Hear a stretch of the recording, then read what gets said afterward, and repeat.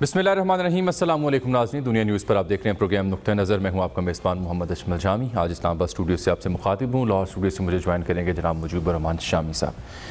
शामी साहब, दो अहम मामला जिन पर आज प्रोग्राम में हमने गुफ्तगू करनी है, आपका तज़किरा नाज़रीन की खिदमत में पहुँचाना है। एक तो गिलगित बल्तिस्तान का इंतखाबी मार्का है 24 सीटों पर, जो 15 नवंबर को होने जा रहा है। बिलावल भुट्टो ज़रदारी काफ़ी दिनों से वहाँ मौजूद हैं, प्राइम मिनिस्टर भी वहाँ गए और गिलगित बल्तिस्तान को अबूरी सूबा बनाने का उन्होंने ऐलान किया। मरीम नवाज़ भी चंद दिनों में जा रही हैं गिलगित बल्तिस्तान, तो सियासत का मरकज़ गिलगित बना हुआ है। और दूसरा पाकिस्तान मुस्लिम लीग नून की सियासत है, उनका बयानिया है। कादिर बलोच साहब जिस तरह से नून लीग से राहें जुदा कर चुके, और फिर अयाज सादिक साहब की स्टेटमेंट जिसका फॉलोअप अभी तक आ रहा है, उस पर अभी तक बात हो रही है। और फिर जो नेशनल डायलॉग की बीच में बात की जाती है, बिलखुसूस ये कि फवाद चौधरी साहब ने जो कल कहा कि अपोजिशन नैब केसेस के अलावा तमाम मामलात पर उनसे बात करने को हम तैयार हैं, करना चाहें तो कर लें। तो इन तमाम इशूज़ पर बात करेंगे, आपकी राय भी लेंगे। लेकिन प्रोग्राम का आगाज़ मैं एक बड़ी अफसोसनाक खबर से करने जा रहा हूँ। मुमताज़ सहाफ़ी और दानश्वर तहरीक पाकिस्तान के कारकुन डॉक्टर एजाज हसन कुरैशी साहब चल बसे 92 बरस की उम्र में। आपका बड़ा गहरा उनसे ताल्लुक़ रहा, पाकिस्तान की सियासत, सहाफ़त और अदब में उनका एक बड़ा नाम है, उनका एक बड़ा मुकाम है। मैं चाहूँगा ज़रा उनके ज़िक्र खैर से प्रोग्राम का आगाज़ किया जाए। जामी साहब, आज मैं बहुत अफसरदा हूँ, दिल बुझा हुआ है। डॉक्टर एजाज हसन कुरैशी जो तारीख़ के उस्ताद रहे, पंजाब यूनिवर्सिटी में जर्मनी से पीएचडी की उन्होंने, और फिर अपने छोटे भाई अल्ताफ़ हसन कुरैशी साहब के साथ मिलकर अदारा उर्दू डाइजेस्ट की बुनियाद रखी। एक तारीख़ साज किरदार अदा किया।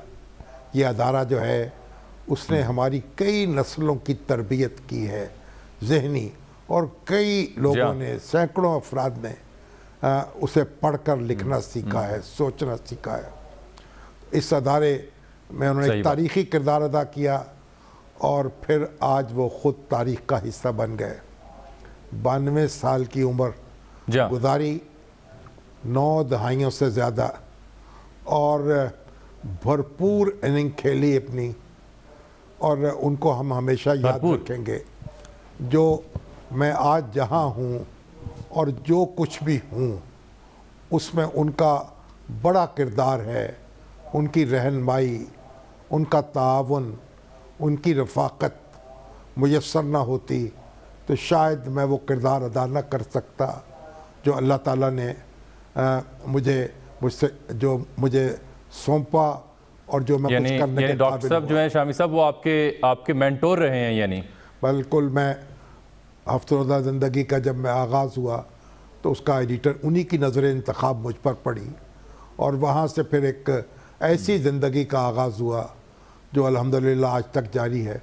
वो जुर्रत और जसारत के पैकर थे, बड़े अच्छे मुंतज़िम थे। उनके बच्चे जो हैं, फिर उन्होंने कई बड़े सनती अदारे जो हैं उनकी बुनियाद रखी। उनके एक बेटे तैयब जो हैं वो आज उर्दू डाइजेस्ट की अदारत के फ़राइज़ संभाले हुए हैं। और एक आप समझिए कि अपनी जगह वो एक तारीख़ थे। फिर कारवान इल्म फाउंडेशन, बिल्कुल उसकी बुनियाद रखी। कम वसीला लोग जो हैं, बच्चे जो हैं जो तालीम हासिल नहीं कर पाते थे, उनका हाथ पकड़ा, और इसके सरबराह जो थे वो पहले हमारे उनके दर्जात बुलंद करे थे, फिर एसएम ज़फ़र साहब हुए, और फिर उन्होंने ये जिम्मेदारी मुझे सौंपी कि कारवान इल्म फाउंडेशन की सदारत मेरे हिस्से में आई। लेकिन इसके मुंतज़िम, इसकी रूह रवा, इसका सब कुछ जो है वो थे, और हम उनकी रहनुमाई में उनके कदम ब कदम चलने की कोशिश करते थे। अल्लाह ताला उनकी कब्र को नूर से भर दे। बहुत बड़ा लॉस है अहले पाकिस्तान कुर्बानियों को कबूल फरमाए, के लिए, सहाफ़त के लिए, अदब के लिए। आमीन। तो दुआ गो हम भी और हमारे नाज़रीन भी कि अल्लाह ताला उनके दर्जात बुलंद फरमाए। सर आगे बढ़ते हैं अब, और गिलगित बल्तिस्तान का जो इंतखाबी मार्का उसका ज़िक्र खैर अब करते हैं। 24 नशस्तें गिलगित बल्तिस्तान की असम्बली के लिए, और 15 नवंबर को इंतखाब होने जा रहा है। बिलावल भरपूर कैंपेन जारी रखे हुए हैं, वज़ीर आज़म पाकिस्तान भी वहाँ गए, और फिर गिलगित बल्तिस्तान को अबूरी सूबा بنانے کا انہوں نے اعلان کیا۔ اس موقع پر پرائم منسٹر نے کیا بات کی، ذرا پہلے وہ دیکھیے، پھر شامی صاحب سے بات کریں گے اور انتخابی مہم کا تازہ جو جائزہ ہے وہ بھی آپ کی خدمت میں پیش کریں گے کہ صورتحال ہے کیا، عوامی رائے کیا کہہ رہی ہے۔ دیکھیے پہلے پرائم منسٹر آف پاکستان نے کیا کہا۔ ہم نے فیصلہ کیا ہے کہ گلگت بلتستان کو پروونشل سٹیٹس دینا ہے۔ ISI کے چیف کو اور آرمی چیف کے خلاف بات کر رہے ہیں، یہ ڈاکون کے خلاف بول رہے ہیں، اس کا مطلب وہ ٹھیک لوگ ہیں۔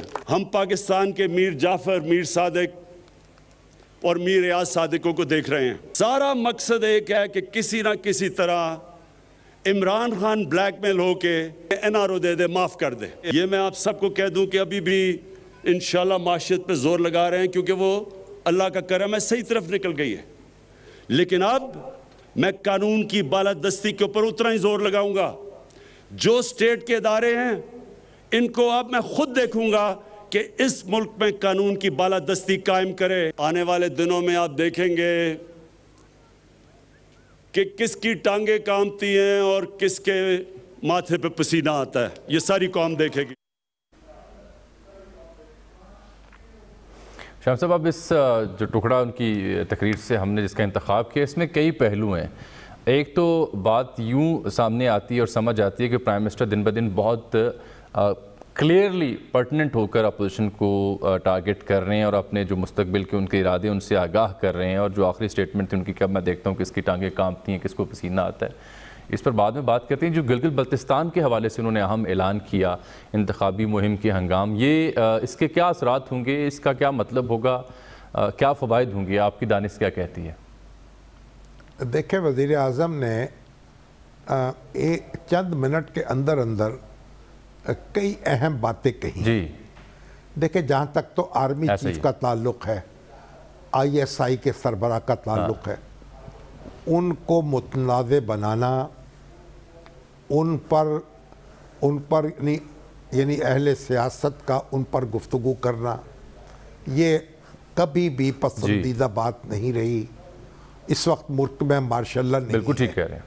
اگر مارشاء اللہ ہو، فوج نے اقتدار سنبھالا ہوا ہو، تو پھر اور آرمی چیف صدر پاکستان ہو یا اس کے چیف ایگزیکٹو ہوں، تو پھر تو ان پر تنقید کا کوئی موقع پیدا ہوتا ہے، جیسے جنرل ضیاء الحق پر تنقید ہوتی تھی، جیسے پرویز مشرف صاحب پر تنقید، جنرل مشرف پہ ہوتی تھی۔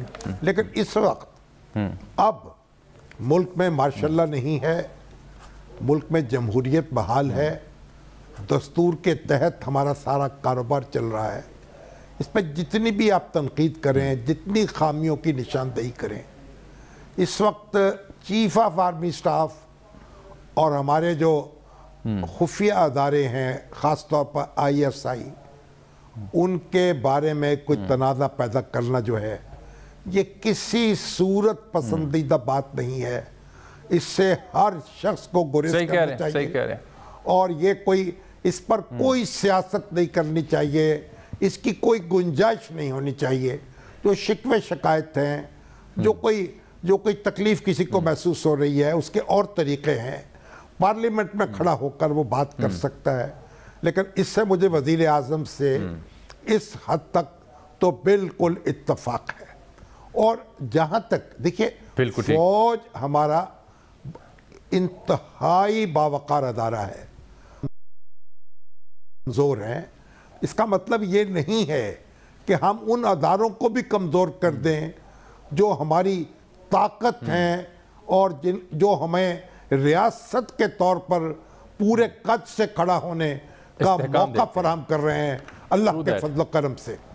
تو یہ بات تو اپنی جگہ ہے۔ دوسری بات یہ ہے کہ صوبہ بنانے کی بات، یہ آپ کو یاد ہوگا کہ چیف آف آرمی سٹاف نے، جنرل قمر جاوید باجوہ نے چند ہفتے پہلے اہل سیاست کو جمع کیا تھا اور تمام پارلیمانی جماعتوں کے رہنما وہاں اکٹھے ہوئے تھے اور یہ موضوع زیر بحث آیا تھا۔ اس وقت یہ بات کہی گئی اور بعد میں بھی کہی گئی کہ وزیر اعظم کو بھی وہاں موجود ہونا چاہیے تھا، بلکہ وزیر اعظم کو خود یہ اجلاس بلانا چاہیے تھا۔ لیکن بہرحال وزیر اعظم نے یہ مناسب سمجھا کہ چیف آف آرمی سٹاف جو ہیں اس اہم مسئلے پر بات کریں. وہاں موضوع یہ تھا کہ گلگت اور بلتستان کو صوبے کا درجہ دے دیا جائے.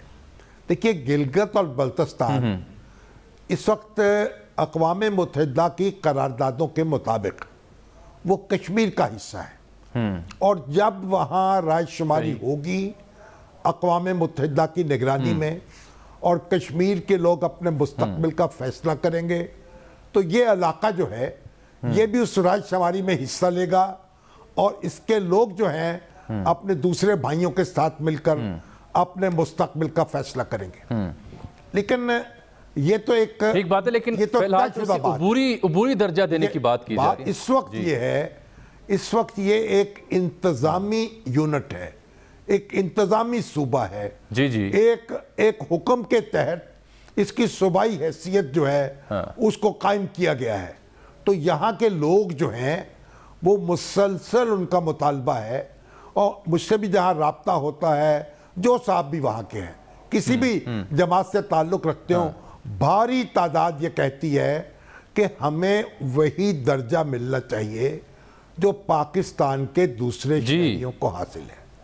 دیکھیں آزاد کشمیر کی جب حکومت قائم ہوئی تو یا تو آپ وہاں اسمبلی میں ان کو حصہ دے دیتے، وہاں ان کا حصہ بن جاتے، لیکن گلگت بلتستان کے لوگوں نے کیونکہ مہاراجہ کشمیر کے خلاف بغاوت کی تھی اور اپنے طور پر پاکستان کا پرچم اپنی سرزمین پر لہرایا تھا، اس لیے ان کے لیے یہ بھی کوئی پسندیدہ بات نہیں تھی.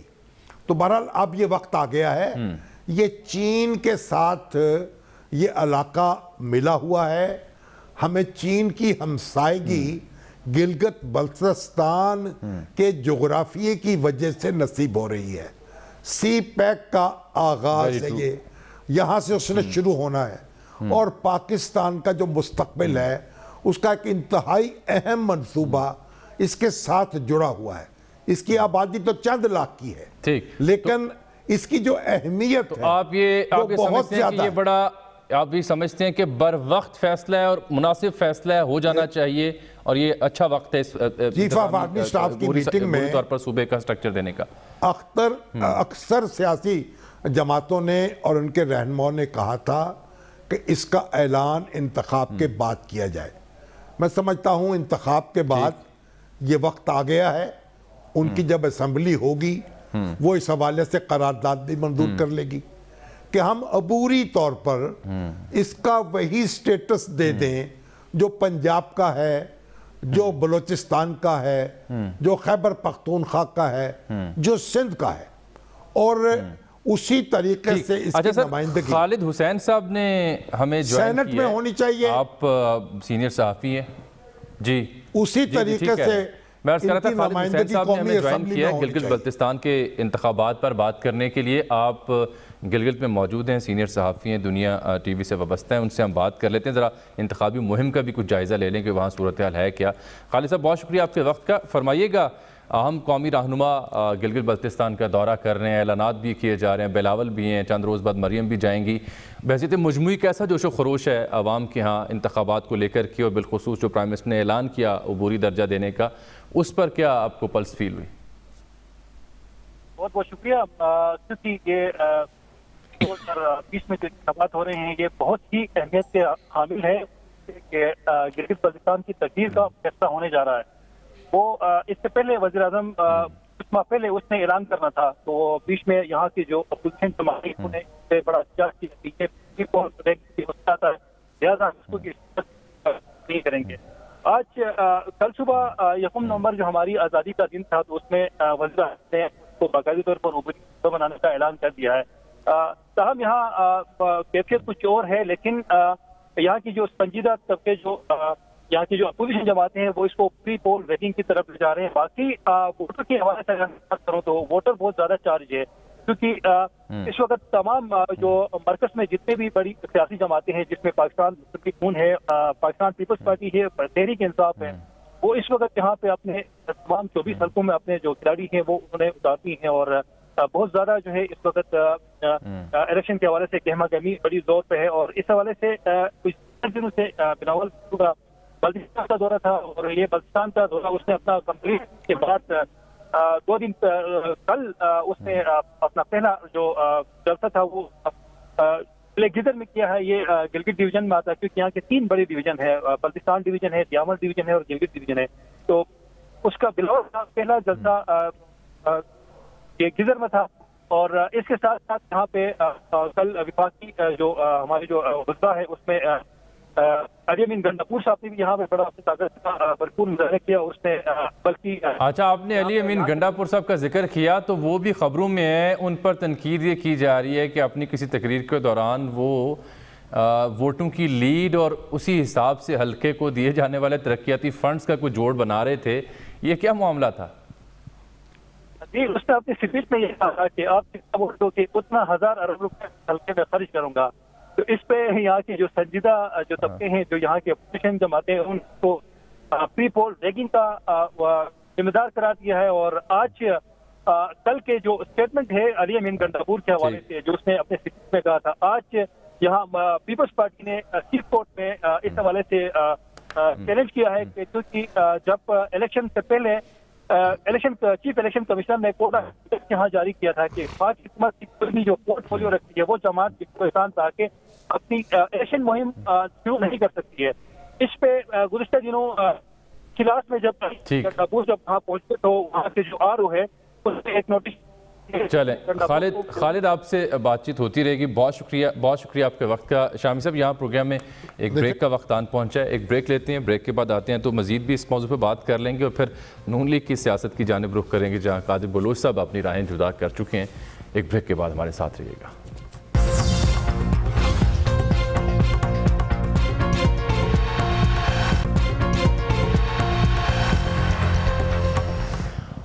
वेलकम बैक नाज़रीन। अभी ब्रेक से पहले हम बात कर रहे थे गिलगित बल्तिस्तान के इंतखाबात की। 15 नवंबर को ये इंतखाबात होने जा रहे हैं। तो खालिद हुसैन साहब गिलगित से हमें रिपोर्ट कर रहे थे, हमारे सहाफ़ी दुनिया न्यूज़ से वाबस्ता। तो शामी साहब अभी हमें ज्वाइन किया जनाब हबीब अकरम साहब ने। किसी भी जगह पाकिस्तान में इंतखाब हो और हबीब अकरम साहब वहाँ ना पहुँचें ये नहीं हो सकता। तो हबीब अकरम साहब अपनी रवायत को बरकरार रखते हुए अब गिलगित बल्तिस्तान भी जा पहुँचे हैं, टेलीफोन लाइन पर वो मौजूद हैं। मैं चाहता हूँ ज़रा आप उनसे गुफ्तगू कीजिएगा। पहले उनसे बात करता हूँ, मैं 1 मिनट एक बात कहना चाहता हूँ। जो खालिद हुसैन साहब जो बात कह रहे थे कि वज़ीर आज़म पाकिस्तान जो इमरान खान साहब हैं उनको इलेक्शन से पहले ये ऐलान नहीं करना चाहिए था। उसकी वजह ये है कि वहाँ लोगों की भारी अक्सरियत अपने सूबाई स्टेटस के हक में है। वो चाहती है कि उनका दर्जा वही हो पाकिस्तान में जो दूसरे सूबों के रहने वालों का है।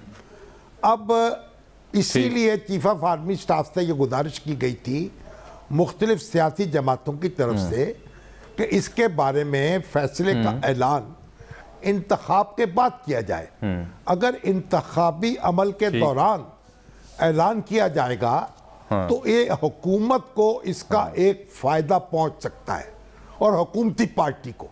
तो वज़ीर आज़म ने जो ये ऐलान किया इसके लिए चंद रोज़ वो तवक्कुफ़ कर लेते तो बहुत बेहतर होता।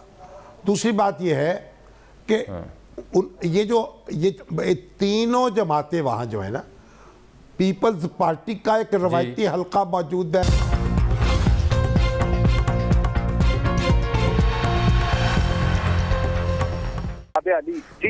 जनाब अली, ये काम आपका है, हम इसमें गैर जानिबदारी अपनी बरकरार रखेंगे। तो ये एक हमारी एडमिनिस्ट्रेशन यहाँ की जो पाकिस्तान की, अगर उसमें बहुत सारी कमजोरियां हैं, लेकिन बहरहाल चंद लोग ऐसे हैं जो पूरे कद से खड़े हुए हैं।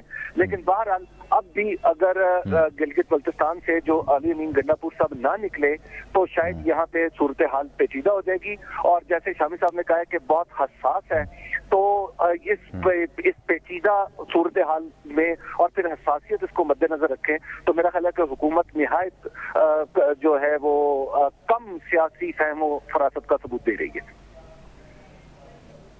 बिल्कुल ठीक। शामी साहब, आपने कोalition का जिक्र किया, तो ये कोalition जो इत्तेहाद है ये पीपल्स पार्टी, नून लीग या मौलाना की 1-2 सीटें अगर निकली हैं, जितनी भी निकलती हैं उस सूरत में तो शायद बन जाए, लेकिन PTI किसके साथ इत्तेहाद करेगी वहाँ पे अपोजिशन की इन 3 बड़ी जमातों में?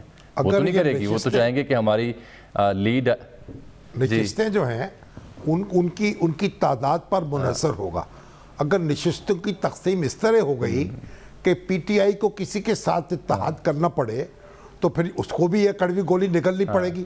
لیکن بنیادی بات جو ہے وہ یہ ہے کہ گلگت جو ہے اور بلتستان پاکستانی سیاست کو یہاں ایکسپورٹ کرنے کی ضرورت نہیں ہے.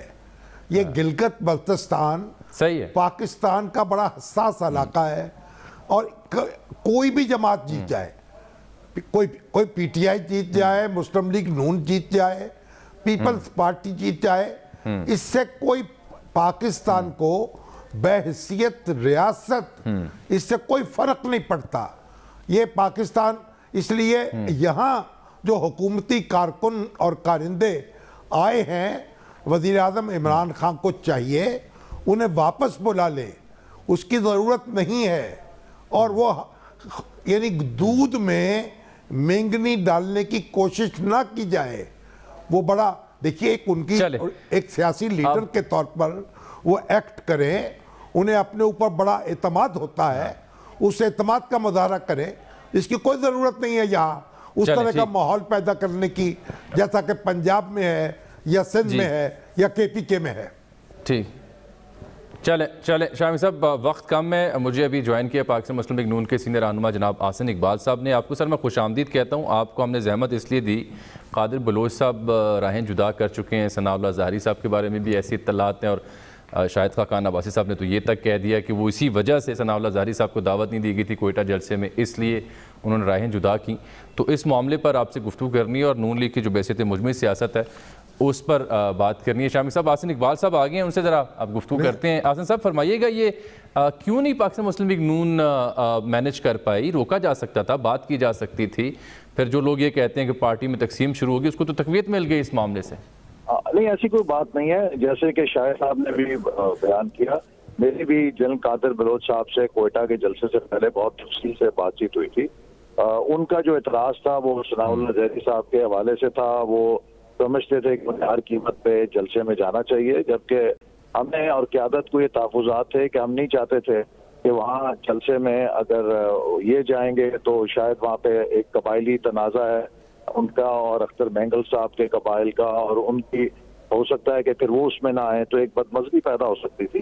تو ہم نے انہیں بڑی درخواست کی کہ آپ اس کو ایک انا کا مسئلہ نہ بنائیں, اور خاص طور پہ ثناء اللہ ظاہری صاحب جو 2 سالوں میں کوئی اتنے سرگرم بھی نہیں رہے, کوئی ضروری نہیں ہے کہ وہ اس جلسے میں لازمی بیٹھیں, ورنہ ہماری کوئی جماعت کے لیے مسئلہ ہو جائے گا. تو وہ اس میں بہت انہوں نے اسے ایک ایشو بنایا, اور اسی اختلاف کے اوپر پھر انہوں نے کہا کہ وہ پارٹی میں نہیں رہ سکتے. تو اس کا کوئی سیاسی پس منظر نہیں ہے, نہ اس کا تعلق مسلم لیگ نون کے بیانیے سے ہے. یہ خالصتاً ثناء اللہ ظاہری صاحب کے حوالے سے اور جو ایک ان کا تنازع ہے مینگل صاحب کے ساتھ, اسی پس منظر میں ہے. آحسن صاحب, جو عبد القادر بلوچ ہیں وہ آپ کے وہاں صوبہ جو مسلم لیگ ہے اس کے سربراہ ہیں, اور میرا خیال ان کا تعلق بھی ظاہری قبیلے سے ہے. تو آپ یہ بتائیے مجھے کہ آپ جب انہوں نے اپنے تحفظات کا اظہار کیا تو آپ نے بڑی جرنیلی شان کے ساتھ یہ کہا کہ آپ جاتے ہیں تو چلے جائیں, ہمیں کوئی پرواہ نہیں ہے. تو یہ کوئی عجیب سی بات لگی کہ مفاہمت کی بات ہونی چاہیے تھی, بات سننی چاہیے تھی. اس سے پہلے ان کے ساتھ پارٹی کی قیادت نے بہت تفصیل سے گفتگو کی, میری بھی ہوئی, شاہد خاقان صاحب کی بھی ہوئی, لیکن وہ یہ دلیل قبول کرنے کے لیے تیار نہیں تھے. ان کے نزدیک ہر قیمت پہ چاہے بی این پی اس جلسے میں شریک ہو, چاہے اختر مینگل صاحب شریک ہوں یا نہ ہو, ثناء اللہ ظاہری صاحب کو لازمی اس جلسے میں شریک ہونا چاہیے تھا. میں سمجھتا ہوں کہ یہ ایک غیر مناسب بات تھی, اور جبکہ پی این پی اس جلسے کی میزبان تھی تو ہمیں بی این پی کی جو سینسٹیوٹیز ہیں ان کا ضرور خیال رکھنا چاہیے تھا. اور یہ ان کا اصرار, اس حوالے سے پارٹی کی قیادت نے ان کے ساتھ بہت تفصیل سے بات چیت کی, لیکن وہ اسے تسلیم کرنے کے لیے تیار نہیں تھے. تو یقیناً اگر پھر ان کی یہ راحت, یعنی آحسن اقبال صاحب پھر اگر یوں کہا جائے کہ آپ نے اختر مینگل صاحب کے ساتھ ہاتھ ملانے کے لیے ثناء اللہ ظاہری صاحب کی قربانی دینا پسند کی, تو یہ غلط تو نہ ہوگا نا پھر کہ اختر مینگل صاحب عزیز تھے یا ان کو گلے لگانا, ہاتھ ملانا ضروری تھا؟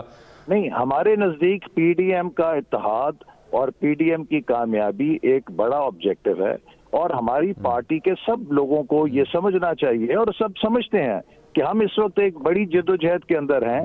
تو اگر ہم اس بڑی جدوجہد میں اپنے بڑے اتحاد کو خراب کرتے ہیں تو یہ پھر ہم اپنے ساتھ بھی زیادتی کر رہے ہیں، اور اس بڑی مقصد سے بھی.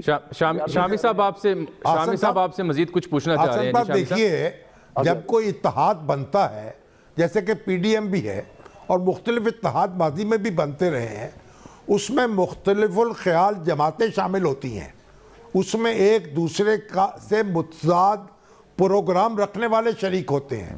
ایک نیب اور جماعت اسلامی جو تھیں وہ اتحادوں میں ہاتھ ڈال کر شریک ہوتی تھی. تو اتحاد کا مطلب یہ ہے کہ آپ اپنے اپنے نقطہ نظر کو برقرار رکھتے ہوئے ایک منیمم پروگرام پر اکٹھے ہوتے ہیں. تو پھر اگر ثناء اللہ زہری جو ہیں اور آپ کے اختر جان بلوچ جو ہیں وہ ایک دوسرے کو برداشت کرنے پر تیار نہیں تھے تو آپ کو کوئی پل بنانا چاہیے تھا. وہ اپنی اپنی جگہ رہتے ہوئے اپنا اپنا موقف قائم کرتے ہوئے یا ایک دوسرے کے ساتھ فاصلے پر صحیح بیٹھ سکتے تھے. میں آپ کی بات بجا ہے. اے این پی اور مسلم لیگ، جماعت اسلامی، سب کے نظریاتی اختلاف ایک اور نوعیت کے ہیں. یہاں پہ معاملہ قتلوں کا تھا اور قبائلی تنازع کا تھا، اور آپ کو معلوم ہے کہ بلوچستان کے جو مخصوص حالات میں ہیں اس میں آپ کوئی ایسا رسک نہیں لے سکتے تھے کہ خدا نہ خواستہ وہاں جلسے کے اندر کوئی ایسی صورت پیدا ہو کہ جو بدمزگی کا باعث ہو. لہٰذا وہ ایک بہت سوچ سمجھ کے سب کا فیصلہ تھا کہ ہمیں کسی ایسی چیز کو رسک نہیں لینا چاہیے جس سے اس جلسے میں کوئی خرابی ہو. اور یہ بڑی معقول بات تھی، اور میں سمجھتا ہوں کہ ان کا بلا وجہ کا اصرار کرنا کہ ہر قیمت پہ ثناء اللہ زہری صاحب جو پچھلے 2 سال سے پارٹی کی کسی میٹنگ میں بھی شریک نہیں ہوئے تھے کہ اب ان کو وہاں اس جلسے میں شریک ہونا لازمی تھا. حسن صاحب کچھ لوگ یہ بھی کہہ رہے ہیں کہ قادر بلوچ صاحب اگر جا رہے ہیں اور ثناء اللہ زہری صاحب جا رہے ہیں تو کچھ اور لوگ بھی ان کے ہمراہ ہو سکتے ہیں. کیا واقعی ایسا ہے؟ اس کا کوئی سدباب کیا آپ نے یا آپ؟ اس وقت آپ دیکھ رہے ہیں کہ پارٹی کے تمام M N As M P S پہ بہت حکومت نے حملہ کیا ہے، اور پچھلے دنوں آپ کے میڈیا میں ہی رپورٹ آئی تھی کہ جہاں پر بھی حکومت کے لوگ گئے ہیں انہیں کوڑا جواب ملا ہے. کوئی مسلم لیگ نون کا ایم پی اے اور ایم این اے تیار نہیں ہے کہ وہ پارٹی کے ساتھ غداری کرے. اب وہ دور ختم ہو گیا کہ جب لوگ وفاداریاں تبدیل کر کے معزز ہوا کرتے تھے. اچھا، اب فواد چوہے صاحب نے ایک بڑی اہم بات کل کی تھی. وہ یہ کہتے ہیں کہ اپوزیشن نیب کیسز کے سوا کسی بھی معاملے پر مذاکرات کر لے ہم تیار ہیں. تو ملکی مفاد کے لیے، ملکی استحکام کے لیے نیب کیسز کے علاوہ کیوں نہیں مل بیٹھتے آپ حکومت کے ساتھ؟ اپوزیشن کس کے ساتھ بات کرے؟ ان کے ساتھ کہ جو اپوزیشن کو غدار سمجھتے ہیں. اپوزیشن کس کے ساتھ بات کرے کہ وہ جو اپوزیشن کو منافقین قرار دیتے ہیں. اصل بات یہ ہے کہ پچھلے 2 سال کا ہمارا تجربہ بہت تلخ ہے. ہم نے ہمیشہ اس حکومت کو قومی مفاد کے لیے تعاون کیا، اگرچہ حکومت ہمارے ساتھ کسی قسم کا تعاون کرنے کے لیے تیار نہیں تھی. وزیر اعظم اس وقت بھی نہیں آئے جب بالا کوٹ کا واقعہ ہوا، جب کشمیر مودی نے ہضم کر لیا تب بھی نہیں بیٹھے. کسی موقع پہ وہ اپوزیشن کے ساتھ بیٹھنے کے لیے تیار نہیں ہے، لیکن ہم نے ہر کرائسس پہ ایک قومی موقف اپنایا. اور اس کے بعد آپ دیکھیے کہ جس طریقے سے یہ ایک حب الوطنی کا کارڈ کھیل رہے ہیں. انہوں نے جب اپوزیشن میں تھے تو مذہبی کارڈ کھیلا تھا، اور آپ گویا یہ کہہ رہے ہیں کہ نہیں، ان حالات میں حکومت کے ساتھ نہیں بیٹھا جا سکتا. آپ گویا یہ کہہ رہے ہیں کہ ان حالات میں بالکل نہیں بیٹھا جا سکتا حکومت. اب یہ اپوزیشن جماعتوں کی اور پی ڈی ایم کی سوچی سمجھی رائے ہے کہ یہ حکومت کنسنسس کرنا یا اس ملک میں کولیبریٹو گورننس کرنا اس کے ڈی این اے میں شامل نہیں ہے. تو ان کے ساتھ بات چیت کا کوئی سوال نہیں. چلو، بہت شکریہ حسن اقبال صاحب، بہت شکریہ. کہتے ہیں جی حسن اقبال صاحب نے یہ کہا ہے کہ حکومت کے ساتھ بات چیت کا کوئی سوال پیدا نہیں ہوتا ان حالات میں. شامی صاحب، یہ صورتحال تو مزید پیچیدہ ہو گئی ہے، اور یہ ہمارے پروگرام کا اگلا حصہ بھی تھا. آپ اسے کل تک اٹھا رکھتے ہیں کیونکہ بریک آ گیا پروگرام میں، اور کل پھر اس پہ غور کریں گے کہ جب یہ اس طرح کی جب ڈیڈ لاک آ جائے گا تو پھر ملکی استحکام اور ملک کی سلامتی کے لیے کیسے اکٹھا بٹھایا جا سکتا ہے، کیسے میز پر لایا جا سکتا ہے، کسے پہل کرنا ہوگی. کچھ آپ کی تجربے کی روشنی میں جانیں گے، لیکن ایک break on point.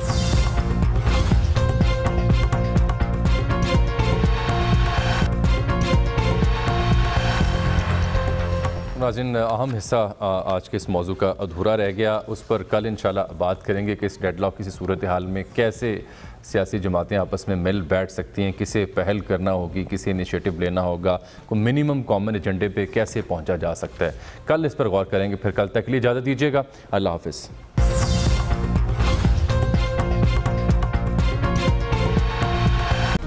Hi, it's Sayyeda Shanaz here. Thank you for watching Dunya News. For more videos and updates, don't forget to click the subscribe button. Keep watching Dunya News.